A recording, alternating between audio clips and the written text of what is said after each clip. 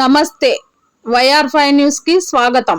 ఆంధ్రప్రదేశ్ వాల్మీకి పోయే సంఘం అని మన వాల్మీకి సంఘం తరఫున వచ్చినాము. ఈ జిల్లా నాయకులు వచ్చినారు, ఇక్కడ మండల నాయకులు అందరూ వచ్చినాము. మీకు ఇట్లా జరిగిందని మాకు కూడా ఇన్ఫర్మేషన్ వచ్చింది. మేము కూడా విచారించినాం, ఒకవేళ ఎట్లా ఏమి అని అంతా విచారించుకొని వచ్చినాము. ఇప్పుడు మీరు ఊరికి అనవసరంగా ఇప్పుడు ఏదో చిన్నగా ఆటో ఆరం కొట్టిన దాని వల్లే సమస్య.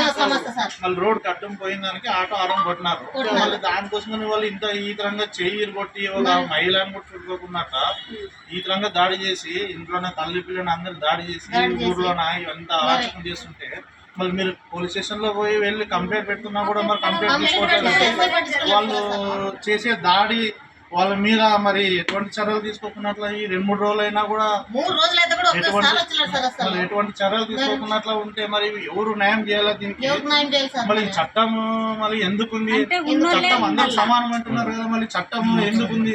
ఇప్పుడు చట్టం అంటే వాల్మీకులు ఇప్పుడు మంచి మార్గంలో నడుస్తున్నారు. ఇలాంటి దాడులకి ఇట్లా గొడవలకి అన్నిటికీ దూరం ఉండి వాల్మీకులు కూడా మంచి మార్గంలో నడిచేటప్పుడు మరి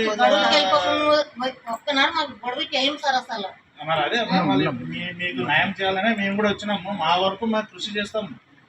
మీకు న్యాయం చేయడానికి మేము మా వంతు మేము కృషి చేస్తాము. ఆంధ్రప్రదేశ్ వాల్మీకి పోయే సంఘం తరఫున మా వంతు కృషి చేస్తాము. అందుకోసం మేము పరమర్శనానికి ఈరోజు మేము చూసి మీతో మాట్లాడడానికని వచ్చినాం. మేము దీని మీద మేము కూడా జిల్లా కమిటీ వాళ్ళకి స్టేట్ కమిటీ వాళ్ళకి ఇంటిమేషన్ ఇచ్చి మీకు తగిన న్యాయం చేయాలని వచ్చినాం. మేము మనం బీదవాళ్ళు సార్, వాళ్ళకు మేము డబ్బు ఉన్నోళ్ళు కాదు సార్. మనం దుడుచుకొని డబ్బు సమస్య కాదు, డబ్బు బీదవాళ్ళు సౌకర్యాలు చట్టం అందరికి సమానం. ఏమంటే మాకు ఆడపిల్లలు కొట్టిందట్లా చాలా బాధ. మహిళలు కానీ ఎవరన్నా కానీ వాల్మీకుల మీద దాడి ఇలా జరిగిన దానికి మాకు కూడా తీవ్రంగా ఖండిస్తున్నాం. మేము ఏదైనా ఉంటే మాట్లాడుకొని పక్క జరగాలి, కానీ ఇలాంటి దాడులు చేయడం, అందులో మళ్ళీ ఒక మహిళను ఇట్లా కొట్టడం, చెయ్యగతాలు కొట్టడం చాలా తప్పు. మళ్ళీ దీని గురించి మేము కూడా పోరాడతాము. వాళ్ళకి పైన అధికారులకు మేము పైన కమిటీ వాళ్ళకు కూడా చెప్పి దీని గురించి వాళ్ళ మీద కేసు తీసుకొని మీరు చెప్పినట్ట వాళ్ళ మీద చట్టపరమైన చర్యలు తీసుకోవాలని మేము కూడా దీనికోసం పోరాడతాము. మళ్ళీ మేము కూడా న్యాయం చేయాలని వచ్చినాము. మేము ఖచ్చితంగా మీకు న్యాయం జరిగేలా చూస్తాము. మా ఆంధ్రప్రదేశ్ వాల్మీకి పోయే సంఘం తరఫున మీకు ఖచ్చితంగా న్యాయం చేయాలని మేము చూస్తాము. మాకు పొడివే వద్దు సార్, మాకు న్యాయం చేయండి సార్.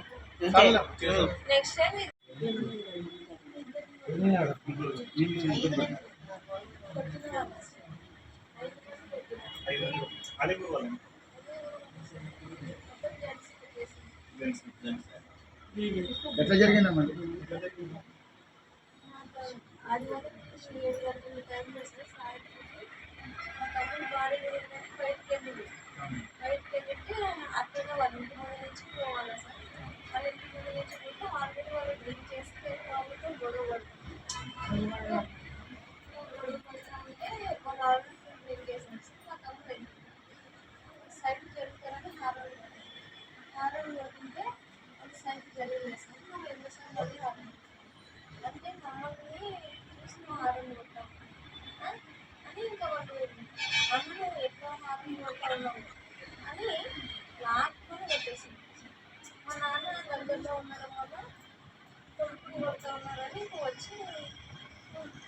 మా నాన్న మళ్ళీ అందరూ ఫ్యామిలీ మెంబర్స్ వచ్చి కొట్టేసారు. ఒక చిన్న పాప వచ్చి మా ఇంటికి వాళ్ళ ఇంటికి కొద్దిగా లాంగ్ వచ్చి ఆ చిన్న పాప వచ్చి అక్క పెద్దనాన్నని అందరినీ కొడుతూ ఉన్నారు అంటే నేను వెళ్ళిన పల్లెటూరుకు వెళ్ళినాను. మా నాన్నని ఎందుకు కొడతానంటే మా నాన్నని కొట్టలేకుండా గట్టిగా హత్య చేసుకున్నాను సార్. కానీ వాళ్ళు బ్రహ్మ రాణి చెప్పాలనే వ్యక్తులు మొత్తం కిందికి వేసినారు సార్. ఇంటికి కిందికి వేసినారు. గంగాధర్ అనే వ్యక్తి కాంగూరం వేసి మొత్తం సిద్ధరామపాటి 5 మంది వచ్చేసి ఎక్కడ పడితే అట్లా ఫుల్గా తల్లినారు. ఇంకా మామూలుగా అంటే కాదు, అట్లా తల్లినారు. మొత్తం కట్టలు అట్లా తీసుకొని తల్లినారు. పక్కన వారు ఎవరైనా హెల్ప్ చేస్తే మీరు కొన్ని ఇదే పరిస్థితి పెడతాను. పక్కన వాళ్ళని బయట పెట్టేస్తాను. అక్కడ ఉన్నవాళ్ళు చూసి మీకు ఎడిపియాలని మధ్యలో వస్తే వాళ్ళని కూడా మీకు కూడా ఇదే పరిస్థితి వస్తుంది. వాళ్ళని కూడా బెదిరించినారు.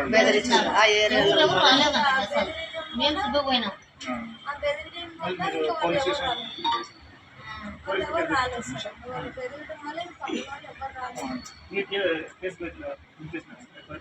నేను అప్పుడు స్టేషన్కి వెళ్ళినాం సార్. స్టేషన్కి వెళ్తే సార్ తీసుకున్నారు. తొందరగా అయితే పట్టించుకోలేదు. తొందరగా పట్టించుకోవడం వల్ల ఒక 1 అవర్ అయిన తర్వాత తీసుకున్నారు. అందుకు నాకు ఇంకా ఎక్కువ పెయిన్స్ ఎక్కువ ఉండడం వల్ల ఇంకా నొప్పి ఎక్కువ ఉండడం వల్ల ఫస్ట్ హాస్పిటల్కి వెళ్ళినాను. పంపించినారు సార్. అక్కడ 10:30 అయిపోయింది సార్. అక్కడ నుంచి హాస్పిటల్కి వచ్చినారు. అక్కడ అడ్మిట్ అయ్యాను సార్. రాత్రి ఎన్ని గంటలకు వచ్చారు హాస్పిటల్? వచ్చినారు చూసుకుంటున్నారు. ఆ రోజు ఎగ్జాక్ట్లీ వచ్చినారు. వచ్చేసి రాత్రి వచ్చినారు. 9:30కి వచ్చినారు సార్. పోలీసు వాళ్ళు ఎవరు ఇచ్చినారు హాస్పిటల్? ఇక్కడ ఎవరు రాలేదు సార్, ఇంతవరకే రాలేదు సార్ అసలు. ఎవరు రాలే. మరి వాళ్ళు అడుగుతారు కదా కంప్లీట్ ఎవరు రాసుకోలేదు అసలు. ఏం రాస్తారు? ఏం రాసుకోలేదు. నా చీటీ తీసుకున్నాను, అడ్మిట్ చేసుకున్నాను. అంటే సోమవారం మధ్యాహ్నం అడ్మిట్ అయినాం. 11:30కి 12కి మేము మళ్ళీ ఇంటికి వెళ్ళేసాం. రాత్రి పట్టించుకోలేదు. ఆసుపత్రిలో చూపించుకున్నాం, పోయినాము. మా బాబాయ్ వాళ్ళు అందరూ పండుగ ఉండిందని మా అమ్మ వాళ్ళకి ఎవరికి విషయం తెలియదు. పండుగ ఉంది సార్ మాకు ఈరోజు. ఇంకా వచ్చేసినారు వాళ్ళు. నేను ఇంట్లో అట్లా పడుకునేసరికి ఏం జరిగిందని అడిగితే ఇట్లా ఇంటిదాకా కూర్చున్నారని అంటే మా బాబాయ్ వాళ్ళు వీళ్ళంతా కలిసి కూర్చొని మేము మాట్లాడుతున్నాం. అంతవరకు మా ఇంటి పైకి వాళ్ళు దాడికి వచ్చినారు. వాళ్ళకి ఆల్రెడీ ఫోన్ చేసినారని మళ్ళీ దాడుకు పిలిచిందని మళ్ళీ మా ఇంటికి వచ్చి మాకు దారుణకు వచ్చినారు. నువ్వు ఎలా కేసు పెట్టినావు, నువ్వు ఎట్లా కేసు పెట్టినావు అని అడుగుతారు. ఇప్పుడు ఎంత జరిగిందా అమ్మా? మరి మీకు ఏ విధంగా న్యాయం కావాలనుకుంటున్నారు? నాకు మాకు వాళ్ళ నుండి ఒక సంరక్షణ కావాలి సార్. నమ్మి మా పిల్లకి రక్షించాలా, మా పిల్లకి కేసు పడరాదు, ఒక ఏటు పడరాదు, మాకు న్యాయం జరిగించాలా, న్యాయం జరిగించాలా. మాకి వాళ్ళు గుండా వాళ్ళు ఊరికే గుండా వాళ్ళు సార్, ఊరికే ఊరికే గుండా వాళ్ళు మాకు వద్దు. ఆల్రెడీ రేప్ కేసు అని మనకు మాకు మాకి వాళ్ళకి ఏ జోలు రాకూడదు సార్. మేము పిల్లలు బతికే వాళ్ళు ఇంతకుముందు మీకు ఏమైనా వాళ్ళతో బాధ కదా? ఏం లేవు సార్ అసలు, వాళ్ళు అనవసరంగా ఈ విధంగా దాడి ఏం గడువు లేదు సార్. ఊకంటారు వాళ్ళు వెలసెల్లో తిరుగుతా ఉన్నారు. విడిపించకి ఊర్లో అన్నాక విడిపించకి వస్తారు ఎవరైనా. కాదు, ఇప్పుడు పల్లెటూరు అయితే ఎవరికో చిన్న చిన్న గ్రామాల్లో ఐకమత్యం ఫుల్ ఉంటాము. మరి ఎవరో ఒకరు వచ్చిన వాళ్ళని కూడా ఇట్లా బెదిరించినారంటే మరి ఈ పిల్లల గతి మీకే జరుగుతుంది. అంటే రేప్ కేసు అయ్యింది సార్. రేప్ కేసు చచ్చిపోయాడమ్మా 2-3 వాళ్ళు కొట్టి బెదిరిస్తున్నారు ఆ ఏరియాలో. అందుకోసమే వాళ్ళు పేర్లో ఉన్నోడు ఎదుబడి రారు. వాళ్ళ జోలికి పోరు. ఊరికే చెడ్డలు సార్ వాళ్ళు. 5 మంది అంత గుండెలు పోయి కనుక్కుంటారు సార్. బంజుగోళ్ళు సార్ వాళ్ళు కమర్ పని చేసేవాళ్ళు. ఆ 2 చూసే 3 చూసే ఊరు ఎదురుపడుతుంది సార్ వాళ్ళు. ఇంత ఏరియాలో ఊర్లో పైన లేదు సార్. ఆ ఊళ్ళని మాత్రం ఎదురుపడతారు. ఏమన్నా అంటే మనం లంచ్ గిన్నెట్ గిన్నెతో మొత్తం బయట అంటారు సార్. ఇట్లా మాట్లాడతారు, మా వద్ద డబ్బు లేదు. మరి ఇట్లా అన్ని మాటలు మీరు పోలీసు వాళ్ళు చెప్పినారా? ఇట్లా మాట్లాడుతున్నారు సార్, అడ్డం వచ్చే వాళ్ళు కూడా అంటే సార్ మీకు గుర్తు చూపించాలి. చూపిస్తే మేము పట్టించుకునేది. వాళ్ళు ఏమేమన్నారో మాకు చూపించే కదా. మాకు ఎంత మైండ్ లేదు. వాళ్ళు వీడియో తీసి పంపించే మాకు తెలివి లేదు. ఉండేది 3 ఉన్నారు సార్. మా బతిని పోయినాం, వాళ్ళ బతిని పోయినారు, ఎవరు లేరు. మా అమ్మ వాళ్ళందరూ ఇంకా అందరూ వలసే వెళ్తారు సార్. ఇంట్లో వచ్చేసి నేను మా తమ్ముడు మా నాన్న ముగ్గురు మాత్రమే. ఎట్లా మాకు న్యాయం చేయలేరు సార్. మీరు న్యాయం చేయాలి, చేద్దాం. న్యాయం చేయాలి సార్. ఆడపిల్ల గురించి న్యాయం చేయాలి మాకు. ఇప్పుడు మేము ఇప్పుడు ఒక వాల్మీకి సంఘం తరఫు నుంచి మేము అందరూ వచ్చినాము. అందుకోసం వచ్చినాము. మీకు ఏం జరిగింది ఏం లేదు, మీరు మాట్లాడి సమాచారం తెలుసుకొని మీకు న్యాయం చేయాలని వచ్చినాము. మాకు న్యాయం చేయాలి సార్. మాకు న్యాయం చేయాలి. సంరక్షణ కావాలి సార్. లేకపోతే ఆ అమ్మాయిని రేప్ చేసి ఆ అమ్మాయి చేసినట్లు బయటకు వచ్చినాం. రేపు పొద్దున్న ఇంకా అదే గతి పడుతుంది అన్నారు. ఏమో బతకరా సార్ మామ. మేము ఎక్కడ చూసుకొని నిప్పులు కోరాదా సార్? ఉన్నోళ్ళే ఉండాలి ఊర్లోనా? మేము ఊర్లో ఎక్కువ ఉండం సార్. మేము ఎక్కువ అంటే బెంగళూరు, హైదరాబాద్. మన హాస్పిటల్ బోర్డు పడదు. బోర్డు పెట్టారు. జిల్లా నాయకులు, మండల నాయకులు, గ్రామ నాయకులు, అలాగే వాల్మీకి అందరూ వచ్చినారు. ఇట్లా ఏరియాస్ ఆధునిక ఏరియాస్ వచ్చినారు.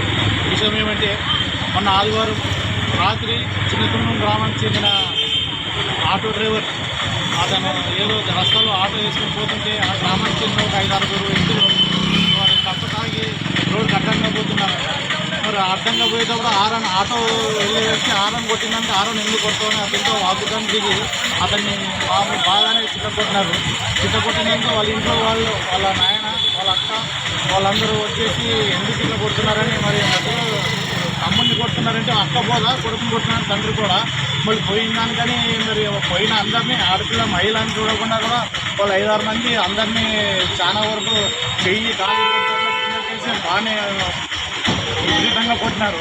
మరి గేర్లో అక్కడ ఉన్నటువంటి గ్రామాల్లో ఉన్నటువంటి అక్కడ చుట్టుపక్కల వారు కూడా వచ్చి విడిపించడానికి వస్తుంటే మీరు ఎవరైనా అడ్డం వస్తే మిమ్మల్ని కూడా నరుకుతాము, మిమ్మల్ని పొడుస్తామని వాళ్ళని కూడా బెదిరించడం జరిగింది అని వాళ్ళు చెప్తున్నారు.